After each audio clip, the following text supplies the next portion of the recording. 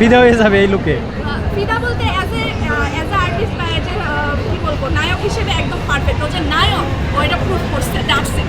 আচ্ছা, এই যে স্টাডাম, এই মুভিতে যেই স্টাডাম দেখানো হয়েছে, অনেক মেয়েরা বলতেছে যে কিসের শাহরুখ খান, কিসের সালমান খান, এই মুভির লুকের সামনে সব ফেল হয়ে গেছে। শুনেন আমি আপনাকে বলি, সাকিব খান হচ্ছে বাংলা পুরো বিশ্বের মধ্যে গুড লুকিং এর 9th পজিশনে আছে পুরো বিশ্বের মধ্যে।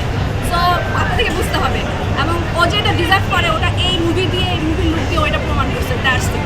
আর কিছু বলার নেই। আচ্ছা, লাস্টে একটা প্রশ্ন করি, শাকিব খান যদি বলিউডে সিনেমা করে, শাহরুখ খান, সালমান খান, আমির খানের সাথে, মনে করেন একই বাজেট, একই পরিচালক, ওই মাপের বলিউডে একটা সিনেমা করলো, আপনি কি মনে করেন শাহরুখ খানের সাথে সাকিব খান আসলে ও তো অলরেডি 500 দেশে মুভি করে আসছে, এবং ওর যে লুক, এই লুকটাকে আসলে বাংলাদেশ আগে ইউজ করতে পারতো না।